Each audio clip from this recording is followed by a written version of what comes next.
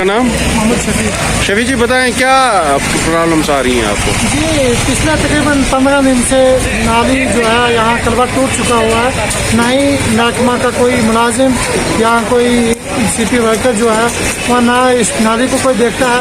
पिछले 15 दिन से इतनी लोगों को परेशानी हो रही है। तो महकमा कल तहसीलदार साहब भी यहाँ से गुजरे थे, उन्होंने भी देखा होगा खुद ही। हमने पहले भी मीडिया को रसालत से ये इंतज़ामिया तक ये पहुँचाया था कि इसको देखा जाए कि नाली जो है 15 दिन से पीछे से ब्लॉक है। लोगों को चलने में सख्त तकलीफ मुश्किलात का सामना करना पड़ता हुआ है। तो आप क्या चाहते हैं? इंतज़ामिया से गुजारिश करते हैं कि PWD महकमा से कि वो आके इस करवट को नया करवट डाले और यहाँ नाली जो है वो साफ करें। शुक्रिया। शुक्रिया।